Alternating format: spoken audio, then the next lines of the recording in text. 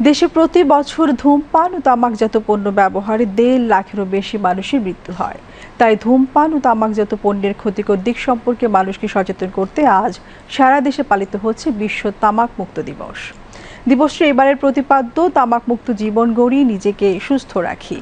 শরীফুল ইসলামের রিপোর্ট।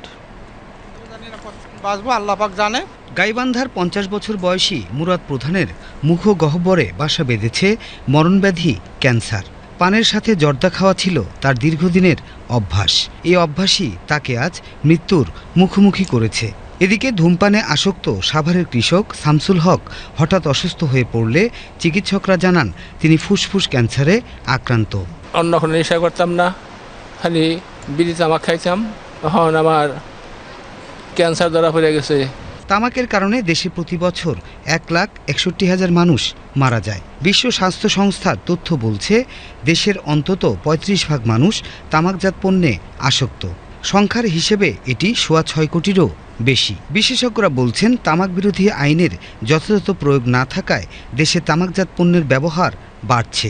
তামাক এবং বিভিন্ন সিগারেট কোম্পানি যে পরিমাণ ট্যাক্স দেয় তার চাইতেও বিপুল পরিমাণ টাকা আমাদের ব্যয় করতে হয় এইসব দ্রব্যাদি ব্যবহারের জন্য যে রোগ শোক হয় তার চিকিৎসার পেছনে, এবং এই চিকিৎসা করতে যে কত পরিমাণ নিঃস্ব হয়ে যায় সেটা কিন্তু আমরা খতিয়ে দেখি না। এজন্য আমাদেরকে সবসময় সচেতন হতে হবে। উন্নত বিশ্বে তামাকের ব্যবহার, ধূমপান কমে আসছে, কিন্তু আমাদের মতো তৃতীয় বিশ্বের দেশে এগুলি কিন্তু দিন দিন বেড়ে যাচ্ছে। বাংলাদেশে ক্যান্সার আক্রান্তদের 60% বেশি ফুসফুস ও মুখের ক্যান্সারে আক্রান্ত। পাশাপাশি স্ট্রোক, হৃদরোগ সহ বিভিন্ন অসংক্রামক ব্যাধিতে আক্রান্ত হওয়ারও মূল কারণ ধূমপান ও ধোঁয়াবিহীন তামাক গ্রহণ বলে জানান চিকিৎসকরা। শ্বাসনালীর রোগ, তারপরে হচ্ছে ফুসফুসের রোগ, ইভেন হচ্ছে দীর্ঘমেয়াদী যারা ধূমপান করে তাদের রক্তনালীতে দেখা যাচ্ছে যে এক ধরনের চর্বি জাতীয় পদার্থ জমে যায়, এবং এর কারণে তাদের মস্তিষ্ক এবং হৃদরোগের সমস্যাও দেখা দিতে পারে।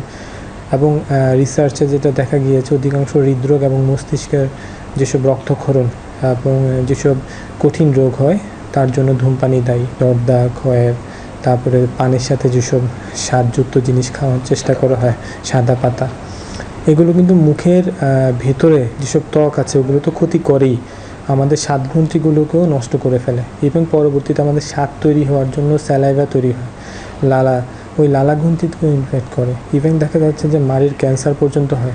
তামাক ও তামাকজাত পণ্য নিয়ন্ত্রণে আইনের কঠোর প্রয়োগ এবং সামাজিক ও পারিবারিক সচেতনতা বাড়াতে হবে বলে মনে করেন সংশ্লিষ্টরা। Shariful Islam, BTV news, Dhaka.